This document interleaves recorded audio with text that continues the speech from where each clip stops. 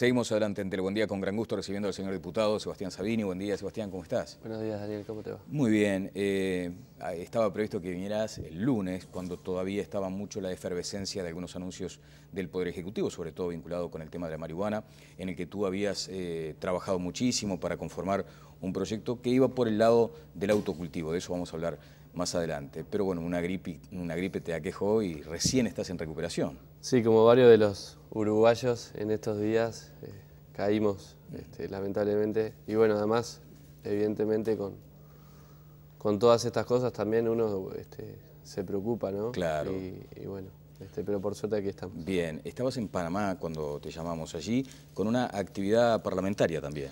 Sí, el Parlamento participa de lo que se denomina Parlatino, que es la Unión de Parlamentos de América Latina, y allí presentando lo que es la experiencia del Plan Ceibal en Uruguay.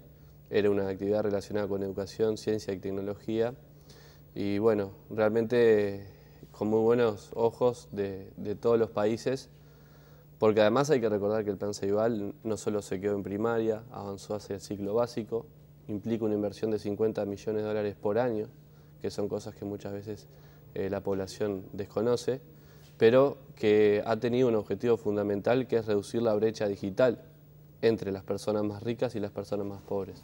Ese objetivo, que era uno de los principales objetivos del Plan Ceibal, se ha cumplido, se viene cumpliendo y bueno, fue en parte lo que fuimos a hacer allí a Panamá. Bueno, un plan que ha sido reconocido por propios y extraños, adentro y afuera, tiene una valoración internacional sumamente importante. Y esto se da también en el marco de un momento de la educación muy complicado. Tú eres docente, además, ejerciendo aún. No. Ya no. Pero muy de cerca con los temas de la educación. Una situación que ahora nos encuentra precisamente en medio de la polémica por las medidas que ha adoptado el profesorado de secundaria. ¿Cómo se observa? Bueno, desde lo humano, con preocupación, porque son profesores, también son compañeros y están pasando un momento difícil. Luego, ya en la discusión más general, yo creo que los docentes en este país, si en algún periodo histórico han tenido una mejora sustancial de sus ingresos, ha sido en este. Si en algún periodo de la historia el Estado ha invertido recursos en infraestructura, ha sido en este. Y me gustaría dar por lo menos un par de números. En el periodo 2005-2010 hicimos 600 obras y el salario docente generó un crecimiento de un 40% en términos reales. Para este periodo nos propusimos un aumento del 23,3% y está en el convenio con CESEU. Y a su vez, solo desde el 2010 a esta parte ya hicimos más de 1000 obras. Y en este año tenemos planificadas 600 y unas 200 ya están en marcha. Entonces, hay una clara prioridad del gobierno en este tema. ¿Y por qué no permea toda esa situación, ese discurso hacia la interna del profesorado? Bueno, quizás porque hay visiones diferentes, porque aún es insuficiente, porque el Uruguay tiene más de 3000 centros de estudio y teníamos 40 años de baja inversión educativa, centros abandonados en Uruguay, y los docentes lo tienen clarísimo. Hace algunos años no había dinero ni siquiera para lavar los baños o para cambiar un vidrio, y eso no se resuelve de un día para el otro. Y a su vez, esa situación también en los salarios. En el año 2005, yo trabajaba como docente y trabajé hasta hace muy poquito. Un docente grado 1 ganaba 5.500 pesos por 20 horas. Hoy está ganando 10.500. Se dirá, es insuficiente, por supuesto, pero no puede haber duda que ha habido un crecimiento. Creo que el camino tiene que ser el que hemos llevado hasta este momento. En la rendición de cuentas pasada, el único organismo del Estado que recibió aumentos fue la educación. Seguramente en esta rendición de cuentas también va a haber aumentos para la educación. Y falsamente se dice que no hay mejoras en la educación, porque, y lo he escuchado decir incluso a Larrañaga, a Bordaberry, se dice, bueno, no hay resultados. Y yo pregunto, bueno, ¿qué son los resultados en educación? Y uno de los más latentes es la matrícula. Y la matrícula en educación secundaria ha crecido. Y ha crecido no como cuando crecía en la crisis, que crecía porque la gente dejaba de mandar sus hijos a los colegios privados, entonces tenía que ir a los liceos públicos, sino que ha crecido por las capas más vulnerables de la sociedad. Y eso implica un cambio sustancial, porque en realidad los liceos no están pensados para todos los actores sociales, están pensados para chiquilines que tienen cierta espalda, que tienen cierta familia, que pueden llegar a su casa y de repente tener un espacio para estudiar. Y eso implica un desafío. Y está bueno, es decir, es un desafío lindo, porque nos pone como sistema educativo público a trabajar con actores sociales que antes directamente no llegaban a estudiar. Bueno, me quiero detener en algo que has mencionado. La oposición ha dicho efectivamente que la medición de resultados no está arrojando lo que uno esperaría como país. También integrantes del Frente Amplio han dicho claramente que el tema de la educación es una gran prioridad y que estamos ante una precariedad, sobre todo en secundaria, con índices de repetición ostensibles, en fin. Y también allí se menciona la importancia que tiene articular una política nacional. Cuando todos los partidos parecen ponerse de acuerdo y cuando hay una firma fotografiada, filmada por los canales de televisión, terminamos en una circunstancia donde parece que la oposición está exigiendo al gobierno que cumpla. ¿Dónde está la traba? Y después voy a hablar de otro aspecto que tiene que ver con esa afirmación, esa acusación de corporativismo por parte de los docentes.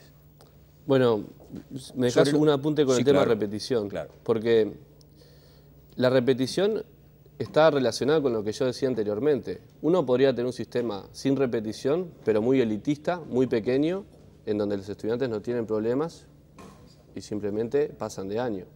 Eso como apunte. Ahora, cuando, por ejemplo, de parte de Larrañaga se dice que se va a romper el acuerdo educativo, bueno, yo le pregunto en qué no hemos cumplido el acuerdo educativo. Porque nosotros estamos desarrollando el profesor cargo, estamos trabajando en una comisión interpartidaria para la creación de la Universidad Tecnológica, se está estudiando en el Parlamento el proyecto de Instituto Universitario de Educación, se instaló el Instituto Nacional de Evaluación Educativa. Entonces, la pregunta es, ¿en qué no estamos cumpliendo el acuerdo? Y no se puede pensar que vamos a cumplir un acuerdo que tenía más de 50 puntos de un día para el otro, porque evidentemente en un acuerdo de ese tipo hay titulares y luego hay que ponerle contenido.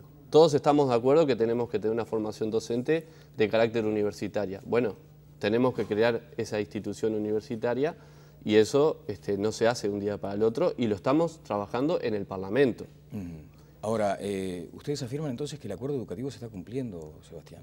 Por supuesto que sí. ¿Entienden que se está cumpliendo más allá de los reclamos de la oposición, más allá de lo que se dice que hubo un documento de letra muerta casi, que entre otras cuestiones el Promejora, que era un impulso importante para un sector de la educación, también ha fracasado?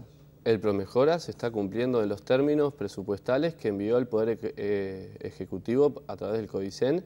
Fue una propuesta presentada por el consejero que propuso el Partido Nacional y se está cumpliendo en todos sus términos. Entonces, la pregunta acá es si esto es algo para la tribuna o si vamos a profundizar. Si uno profundiza en los puntos del acuerdo educativo, el acuerdo educativo se está cumpliendo en toda su extensión, con cambios institucionales, con nuevas leyes y con programas. El acuerdo educativo no habla del Promejora. Y en realidad hace poquito tuve incluso una discusión con Pablo Mieres que estaba confundido en este punto. En ningún momento, ni en los acuerdos de mayo de 2010 ni febrero de este año. Es cierto eso del Promejora. Digo, se menciona en el marco de una necesidad de cambios en la educación. Ahí surge probablemente la... Bueno, lo que pasa es que tendemos a enamorarnos de las cosas, ¿no? El Promejora era un proyecto piloto, como todos los proyectos que se hacen en educación. Y establecía algunas cosas que se hacen en los liceos habitualmente. Establecer una evaluación, qué estudiantes vienen a mi centro, en qué condiciones, qué objetivos me voy a proponer para el año. Entonces, tampoco había cosas tan novedosas en el Promejora. Algunas de ellas podían no ser compartibles, pero estaban en el contexto de un acuerdo entre los consejeros del CODICEN. Bien, dos cuestiones para cerrar este capítulo vinculado a la educación. ¿Ha llamado a alguna gente? Tú hablaste de masa salarial, no de aumento de salarios. La recuperación del salario es mucho menos del 23% que dijo Sabini, señala una televidente. En el quinquenio me estoy refiriendo, no me estoy refiriendo anualmente. Bien, y después, Sebastián, lo de esa acusación, ese estigma con el que carga el gremio docente de corporativismo. El propio vicepresidente de la República lo ha señalado en esos términos y otros calificados dirigentes del Frente Amplio. Bueno, creo que está relacionado con dos cosas. Primero que tendemos a cargarle a la educación toda la responsabilidad de los problemas que tiene la sociedad. Tenemos problemas con la salud sexual, allí vamos y proponemos en el Parlamento un proyecto de salud sexual para que se enseñe en las escuelas, en los liceos. Tenemos problemas con la seguridad vial, bueno, enseñemos en los liceos y en las escuelas seguridad vial. Tenemos problemas con las drogas y entonces no le podemos cargar toda la responsabilidad de las transformaciones que la sociedad necesita a la educación. Y eso tiene que ver con la responsabilidad que les ponemos a los docentes. Entonces, los docentes no pueden transformar la sociedad ellos solos. Y para que en caso de que lo pudieran hacer, cosa que es impensado que así pueda hacerse, tenemos que mejorar, sí, las condiciones para que lo puedan hacer. ¿Por qué no, qué es lo que mucha gente dice, por qué no mayor creatividad a la hora de la protesta sindical? ¿Por qué dejar a los alumnos sin clases? ¿Por qué ir siempre a la huelga cuando debería, en todo caso, analizarse otra posibilidad? El propio presidente de la República ha dicho, bueno, si no hay condiciones para dar clases en las aulas, que sea abajo de los árboles. Utilizó una figura como diciendo, no me dejen a los gurises sin clases. Sí, esa imagen ha sido bastante repetida. Yo creo que justamente a lo que iba tanto el presidente como el vicepresidente era todo lo contrario, a remarcar la importancia de la educación y no a decir que se iba a dar clase en cualquier circunstancia. Son herramientas que tienen los trabajadores y hay que respetarlas, porque también no hay que olvidar que si no fuera por esas herramientas seguramente muchos trabajadores tendrían salarios mucho más sumergidos de los que tienen. Sin duda que es la única herramienta que tienen para dar una lucha. Yo la respeto profundamente. No toma de rehén al valor más importante a preservar, que es la educación del alumno. Sí, también la educación del alumno se sustenta en trabajadores bien remunerados y trabajando en condiciones. El ministro Lorenzo ha dicho que hay cierto riesgo de desequilibrio fiscal si se contemplan los reclamos actuales de los docentes. Bueno, eso está en discusión en estos momentos. Seguramente... ¿Tú no lo ves así? Yo creo que hay espacio fiscal. El Ejecutivo está trabajando en una propuesta. Compañeros del Legislativo también lo están haciendo en conjunto. Con esa para postura, buscar los recursos que nos ayuden a acercarnos a las posiciones. Creo que una propuesta totalmente cercana a lo que se plantean desde los gremios nos llevaría, sí, a romper con algunos esquemas de trabajo que nos llevarían al 7% del PBI. No hay que olvidar, en el Estado, un cuarto de los trabajadores son de la enseñanza. ¿Sí? Hay 56.000 trabajadores, o sea, el peso de la enseñanza en el Estado es muy grande y por lo tanto el componente salarial en ese Estado de los docentes también lo es. Entonces cualquier pequeño aumento implica millones y millones de pesos. No, desde ya. De cualquier modo, para los contribuyentes, cuando veíamos aquella utopía casi del 4,5%, bueno, se alcanzó mediante decisiones gubernamentales. Ahora pensar en un casi 8% es algo que por lo menos llama la atención, ¿no? Cuando además sigue habiendo críticas respecto a los resultados. Hay alguien que dice por acá, una estimada amiga en el Twitter, dice, los docentes tienen que participar de las asambleas de sus sindicatos. Sin participación no hay cambios. También a veces se le señala a los docentes que están contra estas medidas que vayan y participen, ¿no? La participación sigue siendo importante. Vamos al otro tema que nos ocupa mucho por estas horas. ¿Hubo mucha desprolijidad del Poder Ejecutivo en el anuncio de las medidas, por ejemplo, vinculadas a la marihuana? Bueno, yo pienso que no. En realidad, el gobierno plantea un debate que es muy profundo, que va mucho más allá del tema de la marihuana, que tiene que ver con cómo los uruguayos convivimos entre nosotros, sin duda. Cómo convivimos con las personas que tienen problemas con las drogas, cómo convivimos en los espacios públicos, cómo convivimos en los espacios deportivos, qué nos pasa en el tránsito, por poner un ejemplo que creo que todos los uruguayos cuando salimos a la calle nos damos cuenta. Y ese debate se traduce en algunas propuestas. Y esas propuestas no pueden ser leídas en soledad. Y a mí, que siempre fui un defensor de la despenalización y la legalización de la marihuana, cuando se propone, por ejemplo, centros de mediación barriales, y nadie ha hablado de ese tema, me parece que hay que plantearlo. Cuando se proponen los centros de estudio, que los jóvenes van a tener un rol mediador en los conflictos.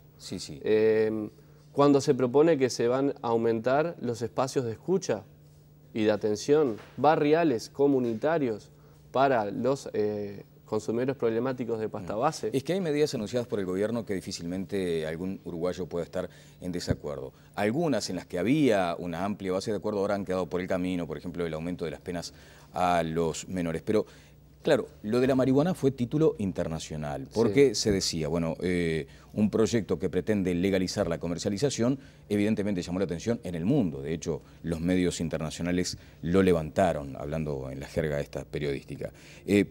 Pero no había un proyecto. Y recién estaría pronto en septiembre, porque, entre otras cuestiones, hay divergencias internas en el frente. A eso me refiero cuando hablo de desprolijidad. Bueno, es bueno que no haya un proyecto, porque lo que hay es una propuesta para que la sociedad debata. La pregunta que nos tenemos que hacer es, bueno, ¿quién regula hasta ahora el mercado de marihuana? El narcotráfico. Exactamente. Entonces, ¿qué experiencia hemos tenido con otras drogas? Cuando la que regula el mercado son las corporaciones o son las empresas, que aparece el lucro, que aparece la ganancia y que aparece el marketing, y ese marketing se asocia a un mayor consumo y por lo tanto a mayores problemas de salud. Bueno, el Estado y el gobierno está proponiendo, si tenemos estas dos experiencias, en donde una, por un lado la regulación la ha hecho el narcotráfico, con todas las consecuencias negativas que eso tiene, ¿sí? Con la violencia, con la corrupción, con los delitos asociados, con el lavado de activos. Si por otro lado un sistema de regulación por corporaciones o liberalización total, digamos, con venta por parte de empresas, para que la gente lo entienda, nos trae también aumento de consumo. Bueno, si el Estado regula y podemos hacer políticas sanitarias y tener recursos dirigidos hacia los consumidores problemáticos, quizás podamos hacer una experiencia diferente a lo que se ha hecho hasta ahora. Y tenemos algo de experiencia como uruguayos en esto, porque hemos hecho políticas regulatorias hacia el tabaco. ¿Y cuáles han sido los resultados? Han sido buenos. ¿Por qué? Bueno, porque tenemos clínicas de tabaquismo, porque tenemos una reducción en el consumo, porque nos dimos cuenta que si consumimos tabaco vamos a tener algunos problemas de salud y por lo menos tenemos la percepción del riesgo, es decir, que consumir esa droga es riesgoso. Bueno, sobre la reducción del consumo creo que hay un matiz, hay quienes entienden que más allá de las medidas que ha implementado el gobierno, el consumo siguió creciendo, pero bueno, es el tema del tabaquismo, que no es precisamente el que nos ocupa. El Partido Socialista ha dicho, con este proyecto en ciernes, se estaría violando algún acuerdo internacional y hay temor de parte de los socialistas de que se vulnere el derecho internacional por parte de Uruguay. Bueno, las convenciones son dinámicas, ¿sí? Y de hecho en este momento el propio Estados Unidos está planteando algunas cuestiones que tienen que ver con modificar la propia convención. Es una convención que tiene más de 40 años. No son, las convenciones son como las leyes, son acuerdos entre las sociedades. Y creo que la principal enseñanza que tenemos que sacar es que ese acuerdo, que es el que nos ha llevado hasta este punto, en donde la marihuana es la principal droga ilegal consumida, no en Uruguay, en todo el mundo, ha fracasado, porque su objetivo principal era reducir el consumo. Entonces, en lo personal, no es la principal preocupación que tengo la convención, porque una convención es un acuerdo entre estados y podemos hacer un nuevo acuerdo entre los estados en función de los datos de la realidad. Y es que en algunos países, por suerte en Uruguay todavía no, la principal causa de muerte de las personas no son los accidentes de tránsito, sino que es la violencia por el narcotráfico. Bueno, regular estas cuestiones a nivel internacional es más o menos como hacer bailar a un elefante, ¿no? Presenta algunas dificultades. Vamos a un informe que preparó Mariela Martínez respecto a lo que trascendió hoy en algunos medios. 20 de los 130 legisladores que deberán analizar toda esta situación vinculada al proyecto de legalización de la marihuana admitieron haber fumado por lo menos una vez esta droga. Un relevamiento que hizo el semanario Búsqueda entre 126 legisladores determinó que un 15,38% de ellos reconoció haber fumado alguna vez marihuana. 6 legisladores y 14 diputados dijeron que probaron esta droga alguna vez y aseguraron que actualmente no consumen. Ninguna de las mujeres legisladoras reconoció haber probado marihuana. Muchos de los legisladores dijeron conocer consumidores habituales e incluso que tienen amigos que fuman cotidianamente. Entre las más de 100 consultas hechas, 15 legisladores dijeron que nunca vieron un cigarrillo de marihuana y que ni siquiera conocen el olor del humo. hubo 3 legisladores que dijeron que nunca consumieron, pero que fueron fumadores pasivos en más de una ocasión al asistir, por ejemplo, a un partido de fútbol. Bueno, adivine qué pregunta viene ahora.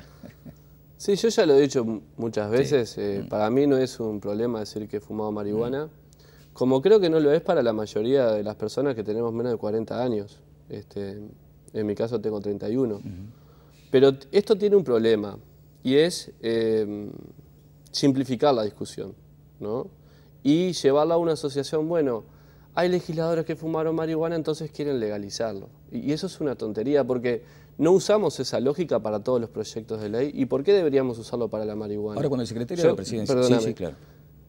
Yo quiero regular el tabaco y no soy fumador de tabaco. Quiero que exista regulación del alcohol, y en ese caso podría ser.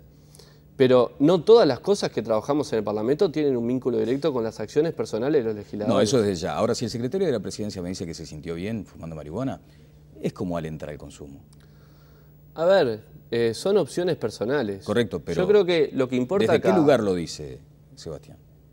Lo dice como un ciudadano. Pero ese no es el problema. El problema es la gente, hoy, ¿qué hace cuando quiere consumir? ¿A dónde tiene que ir? ¿Quiere buscar información? ¿Qué va a hacer? Bueno, hoy cualquier persona menor o adulto sabe dónde conseguir marihuana, ¿sí? No sabemos la calidad que tiene. No hay ningún servicio público de atención que le podamos ayudar a que ese consumo no sea problemático. Que en el caso de la marihuana, afortunadamente no es una droga que genere, por ejemplo, la adictividad que tiene el tabaco o la adictividad que tiene el alcohol, y ni mucho menos la cocaína o la pasta base. No, esos aspectos del control pueden estar bien. Lo que sí llama la atención es que se avale como algo que no es nocivo, como algo que es inocuo casi, que es lo que también a veces se está sumando en este debate. Bueno, yo no estoy en esa posición, ¿no? O sea, la marihuana es mala, para empezar, como definición, digamos. La marihuana es mala, el alcohol es malo, no, correcto, el tabaco pero es malo. La pregunta yo creo que la vida no es bueno y malo, bueno, hay grises. Claro, y en las drogas, sí. Pasa mucho eso, con los estupefacientes, ¿sí? A ver, las personas consumen drogas porque algunas cosas buenas tienen. Yo no sé. Ahora, claro, esas cosas se asocian a riesgos. Sí, sí. ¿Sí? Yo no sé qué es más duro y qué es más perjudicial para la salud. Si la medicación que uno toma para dormir de noche o la marihuana. No lo tengo claro, no hay un estudio científico que pueda haber accedido para que me permita discernir eso. Pero estoy hablando hoy de la marihuana, que es el tema en debate. Entonces, le pregunto a un legislador que está en el tema, ¿es mala o no? Bueno, es que justamente yo creo que la cuestión tiene que ver con otras drogas también. Porque si nosotros nos miramos en el espejo de cómo tratamos otras drogas que son similares o incluso más nocivas... Claro, ¿es menos mala que otras? No importa si es menos mala que otras. Lo que digo es, la marihuana tiene algunos riesgos, ¿sí? Que los tenemos que conocer, que tienen que ver con la forma de consumo, ¿sí? Con el humo, con la temperatura del humo, con la posibilidad que produzca afecciones respiratorias, con la posibilidad que si uno tiene problemas psicológicos, esos se agraven, con la posibilidad, con el tránsito, por ejemplo. Estoy diciendo las cosas malas, sí, ¿no? Que si uno tiene que estudiar, no tiene que consumir, si una persona está embarazada, no tiene que consumir, y esto lo podemos aplicar a todas las drogas, ¿sí? Entonces, ¿por qué fuma la gente? ¿O por qué toma alcohol la gente? Bueno, porque tiene algunas cosas buenas. Ahora, yo le puedo decir a toda la gente que fuma, es malo, ¿y qué resuelvo con eso? ¿Qué hemos resuelto diciéndole a los jóvenes, tengan miedo porque si tomás alcohol o si fumás marihuana, te vas a morir? Y si los gurises saben que si fuman y no se mueren. Entonces, los que perdemos somos los adultos, que perdemos credibilidad. Porque los gurises ven todos los días cómo se fuma marihuana y no se mueren. Ahora, tampoco les decimos las otras cosas, estas otras. Mirá, si fumas... No entres a la clase de filosofía, porque eso es una estupidez, ¿sí? Entonces, tener políticas reguladas implica hacer buenas políticas de información, de prevención y de educación. Y sobre todo, saber que la gente que va a fumar, por lo menos va a fumar algo bueno, Porque hoy no tenemos ningún tipo de control de calidad de lo que la gente fuma. Bien, Sebastián, bueno, hay algunas personas que dicen, por ejemplo, si ustedes están dispuestos también a escuchar a aquellos que están contra los que pretenden la legalización de la droga, si eventualmente eso puede llegar a generar un cambio. Ya tenemos que estar cerrando con algunos aspectos vinculados a este tema sumamente delicado, la internación compulsiva. En este caso de los adictos, sobre todo de la pasta base, que no debería ser considerado una droga, lo ha dicho el propio presidente. Esto es un veneno que mata gente. Bueno, es un problema social enorme. Yo vivo en Las Piedras, pero bueno, creo que por lo menos en todo lo que es el área metropolitana lo vivimos, y en lo personal pienso que en algunas circunstancias, y respetando los derechos humanos, está justificado. En ese caso. En el caso, en circunstancias muy concretas, en donde la persona está fuera de su capacidad de tomar decisiones racionales. Claro. ¿Sí? Porque pasan cosas que no son racionales, que no tienen una explicación lógica. En ese caso, creo que puede ser una medida adecuada, atendiendo a la salud, porque básicamente, por más que nos está generando problemas en la seguridad, estamos hablando de un problema sanitario. Y desde esa perspectiva, yo comparto la medida. Bien, Sebastián, ¿y qué riesgos hay de que el Estado, que a veces se maneja con ineficiencia en algunas áreas, no tenga la capacidad de red para contención? Porque a veces tenemos problemas en las emergencias de los hospitales. Bueno, me da el pie la pregunta para algunas cosas que están planteadas en el propio documento, que tienen que ver con ampliar los espacios de los centros de tratamiento de adicciones. El 75% son públicos y fueron abiertos desde el 2005 a esta parte, que es un dato no menor. Está planteado el trabajo en las emergencias, con dispositivos transitorios, y sobre todo este punto, el de ampliar la capacidad de los centros de tratamiento, que ya va a ser incluido en la rendición de cuentas y que es una de las condiciones sine qua non para poder ir resolviendo este tema. La separación de mercados que promovemos con respecto a la marihuana y la pasta base es uno de los puntos para que no ingresen consumidores nuevos. Ahora, tenemos que ver cómo vamos desarrollando un sistema sanitario para que los consumidores problemáticos de pasta base puedan efectivamente hacer un camino de vuelta. Porque también acá hay que romper algunos mitos. Es mentira que un consumidor de pasta base no puede ser reinsertado en la sociedad, ¿sí? Y lo digo porque he conversado con varios de ellos. No hay un problema mental irreparable para nada, y por suerte el cuerpo humano es una fortaleza importante. Estas personas luego pueden volver a hacer una vida normal.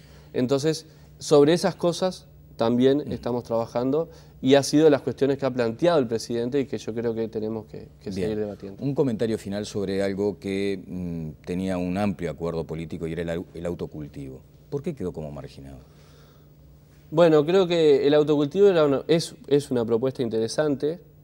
A mí me preocupa profundamente que una persona vaya presa por tener una planta en su casa, y parece que en eso todos estamos de acuerdo. Hay que ver cómo lo insertamos dentro de un modelo regulatorio diferente, que creo que va a ser más efectivo, porque fundamentalmente va a llegar a un montón de gente que antes de repente no estaba dispuesta a plantar. ¿Y el registro de adictos? Bueno, no sé si se va a denominar registro de adictos, porque en realidad una persona que consume no necesariamente es un adicto. Bueno, el que consume 40 por día, sí, definitivamente. Bueno, no estaba pensado para 40 por día, ¿no? Lo que yo por lo menos leí era una cantidad de 40 por mes, pero estaba relacionado a la regulación. Correcto, no está bien, sí. Pero no importa, lo que voy es, si el costo que tenemos que pagar como sociedad para que una persona no quede en contacto cuando tiene que ir a comprar una sustancia es poner su número de cédula, no me parece tan grave. También es cierto que estamos discutiendo los detalles de un proyecto que todavía no llegó. Ese es el punto. Bueno, esperemos, veamos trabajando estos temas, vayamos trabajando estos temas, y cuando llegue el modelo definitivo propuesto de registro, lo discutiremos. Hasta tanto, bueno, me parece que estamos desaprovechando la oportunidad de discutir algunas cosas que son más Es importantes. cierto. Bueno, ahí está la clave, ¿no? Que esto va a demandar todavía bastante tiempo de discusión, de debates, así que lo estaremos recibiendo en el futuro con mucho gusto. Muchas gracias, Daniel.